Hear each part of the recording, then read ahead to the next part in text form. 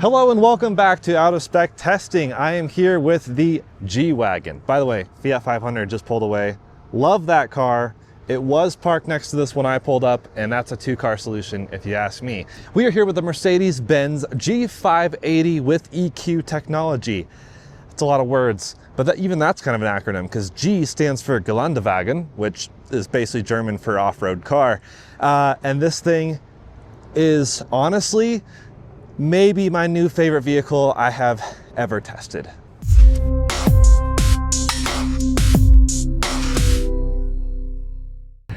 All right, opening up the, how do we open this?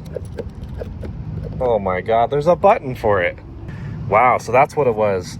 A beautiful, cool charge port that pops open nicely. This is crazy, this is unacceptable. But yeah, the car has to be off for the charge port to open. Then I can plug in and get this party started. Timing the handshake here. Let's see what we get. My brother's asking for money, classic. No, just kidding, I actually owe him money. Come on. What are we doing? 21 seconds. Still counting. A session of board. Oh man. All right, we are trying again on a different charger. I had the same error twice in a row. This one, being a shared unit, claims only at 250 kilowatts available power. However, that is within the realm of this car. This car peaks at 200 kilowatts. Is it going to work? Yes. All right. Shut up, Siri. 25-second handshake. And now we see what the timer does on this G-Wagon. So I'm actually doing the intro after I plugged in because literally as I backed into the spot, it went from 11 to 10%. So I was like, shoot, I got to plug this thing right in. So we are doing a 10% challenge. Well, what is a 10% challenge? As I mentioned, I plugged in right as it hit 10%. And what we do is we charge for 15 minutes.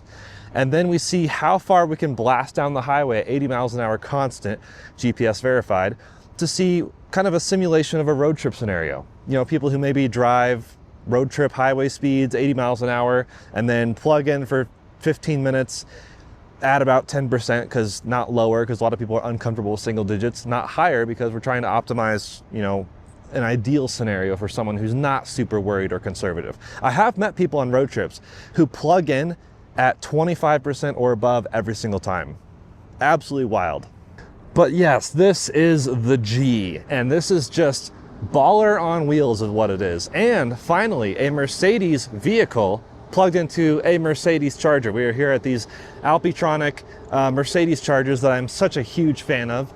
400 kilowatt is what they are capable of, but as you saw, yeah, had an issue with this one, which is dedicated 400 kilowatts. This one's shared. It claims 250 per stall, but that's fine because this vehicle tops out at 250 kilowatt peak charging speed, which is a little bit of a bummer. I think it'd be awesome if it ripped a lot higher than that, but the Germans seem to play things a little bit safe, and I think that's okay. Well, I guess we'll find out if that's okay. That's part of this test. But this thing is absolutely bonkers. It's so freaking cool. It's so fast, 579 horsepower, like 700 something pound-feet of torque, delivered to four wheels through four motors. This is quad motor, all-wheel drive.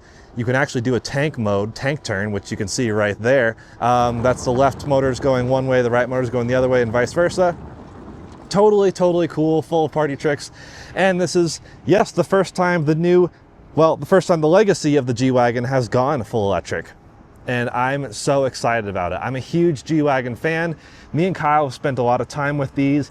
We're actually over in Austria. There's another video on this channel from a few years ago of seeing the Schockel Mountain, where they test these, seeing the factory, the Magna Steyr factory in Austria, where they build them, and actually driving one of these, not the electric one, but a gas one, up the Schockel Mountain. Every G-Wagon has this badge that says Schockel Proved, to showcase the fact that it is proven to do the Schockel Mountain, which is no slight. It's not like a rock crawling trail, but it's an aggressive trail. They drive these things like 50 miles an hour, jumping, hopping over potholes, and it's really an impressively fun experience. I recommend going there if you ever find yourself there. By the way, checking in on charging, this thing is holding 200 kilowatts pretty flat. Peak speed, we can even see our thing here. It kind of ramped up a little glitch right there, not sure what that was, and then kept going. Not sure what that glitch was either, but wait, maybe it wasn't fully rendered, I don't know. But we have, let's see, feedback for the guys who are running the screen. No time on this screen. You have to go back and see your time on this screen. Very niche case, I understand, but we are halfway through our charging session, up to 28%, which means we might even make it to 50 if this is a flat curve. That'd be pretty cool. Price, as tested, $187,000. They do start at like $161,000, but yeah, who actually buys a G-Wagon and just goes with all the base options? This thing has, I mean, it's basically fully loaded, being the, I'll show you here, Edition 1, as is labeled right there, if you can actually see it, kind of. It's written right there. I don't know if you can actually see that, but beautiful cabin, not crazy spacious. You are probably a bit compromised compared to the normal G-Wagon, the gas one, because of the battery, the double stack battery actually underneath the floor.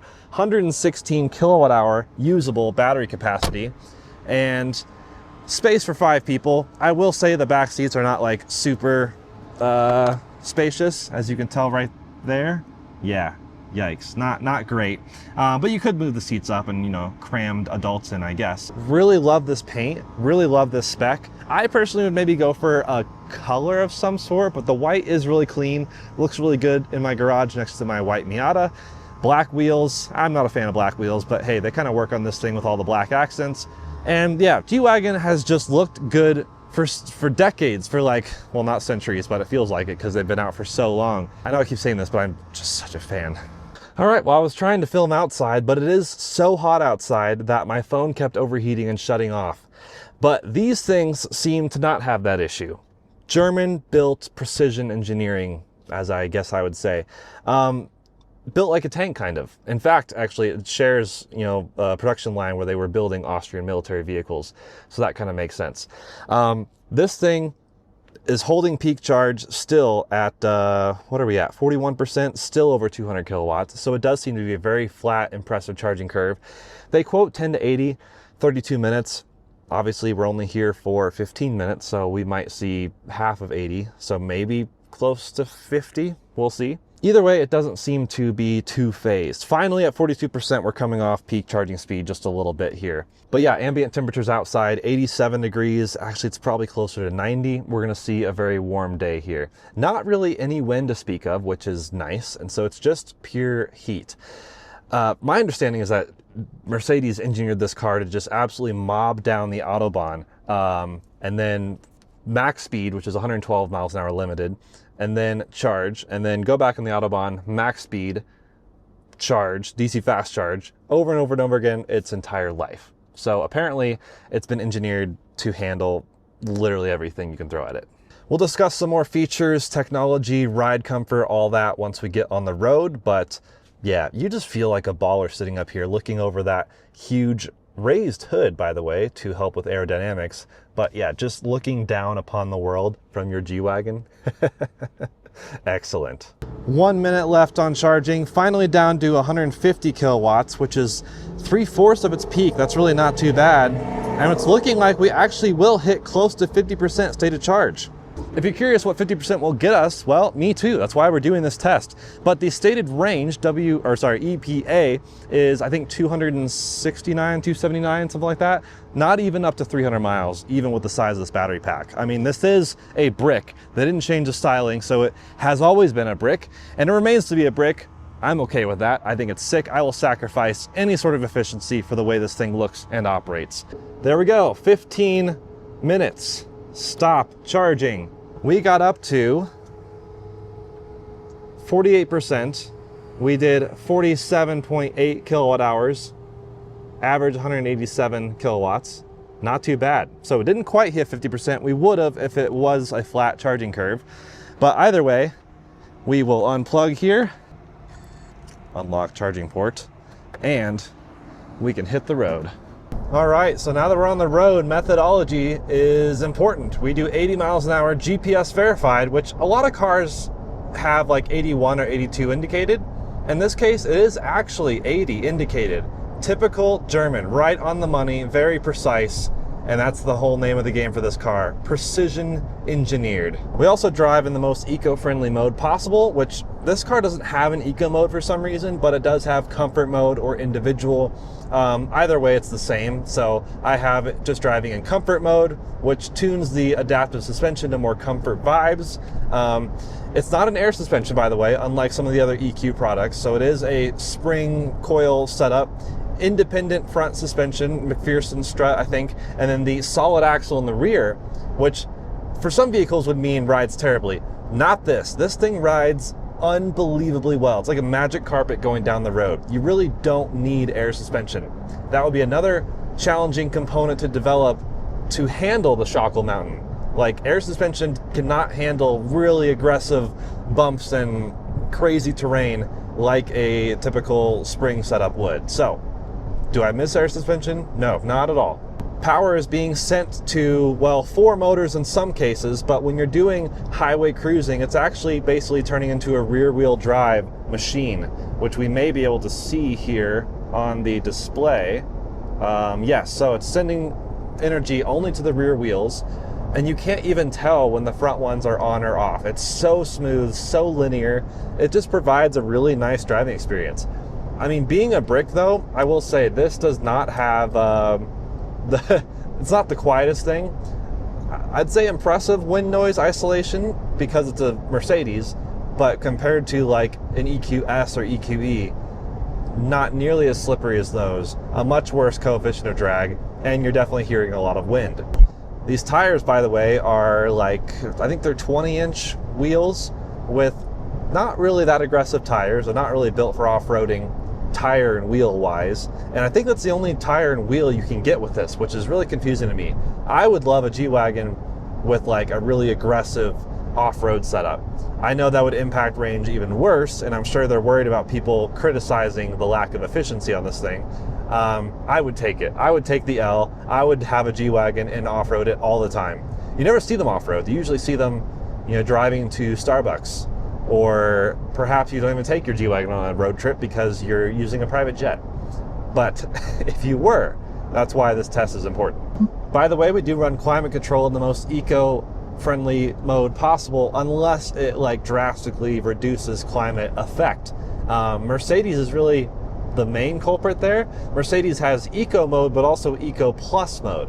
Eco plus, I think, literally turns off AC. So we don't use that. It is very hot out here. We do want to maintain a livable cabin temperature. So we keep it between 68 or 72 degrees, kind of depends on the vehicle. And I have the climate set in eco. And it's actually not the craziest weight. I mean, having only a 116 kilowatt hour battery pack and all the steel and stuff needed to make a really intense vehicle, the weight's actually less than a Rivian, 6,800 pounds, but that's still not very lightweight. So it is still heavier than every other G-Class on the road. That being said, it's not just a normal G-Class with an engine removed and electric motors thrown in. It is ground up, designed to be an EV, having the battery underneath, double stacked, 4 different motors, 1 on each axle.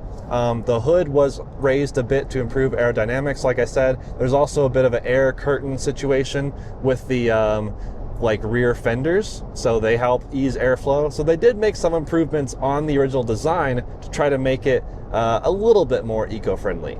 Still not gonna slice through the air as smooth as some of the other more ugly EQ products. This one I think is definitely the best looking. So how does it differ from some of the other Mercedes EQ vehicles? Well, no heads-up display. That's something a lot of them are equipped with. Yes, technically not an option on every single one, I don't think, but you typically think of like top-spec G-Wagon versus top-spec EQS, EQE, what have you. No heads-up display at even an option in this, I don't think. And that's partially because probably the windshield is so raked, the heads-up display technology doesn't really work with that. I don't miss it. I don't mind at all. I don't need a heads-up display. It does have the augmented reality kind of camera feed for your navigation in this screen when you're navigating through the MBUX system. I'm actually quite a big fan of the MBUX system. The way you interact with it, with these 2 things here, this one for that screen, this one for that screen, both screens are the same size, same nice technology. I believe they're even OLED. It has Apple Music built in, might even support Dolby Atmos. I'm not positive. I have to sign in and check on that. It has CarPlay, it has Android Auto, it has just everything most people would need, I think. Now, I don't think it has amazing storage capacity. I think that was impeded a bit by having the floor be a bit higher due to the batteries, which impacts the overall storage capacity, both with the rear seats folded down, but also just behind the rear seats. That's fine. I think for most people, this is still a very usable car and still usable storage capacity. There's nothing quite like a G-Wagon. Like, it's hard to say, like, here's your direct competitor. It's just like, it's G or nothing. It has lane centering, capacitive wheel, lane centering everywhere. You don't need any pre-mapping. There's no hands-free option, which is a bit of a bummer. But hey, this thing's fun to drive. I'll give that a pass, even though people will probably come after me for it. It's nowhere near as good as FSD. Honestly, Super Cruise and Blue Cruise may have a leg up on this, but in general, pretty reliable system. Feels very smooth. I'd say the inputs are a bit smoother than, say, Super Cruise. Oh, and how could I forget the Burmeister 3D sound system? I think 18 speakers, insanely good, especially for this caliber of car. There are other cars that could be tuned maybe slightly better. This is also not as good as the Volvo EX90, of course, with its Bowers & Wilkins system, but Burmeister really holds its own. Always a really solid system in most every Mercedes product. I'm a huge fan in this one as well. All right, spinning around here, and I just put in the charger to the navigation so that you can see this augmented reality display thing. We just depleted a hair over half the range we added. So, good time to turn around.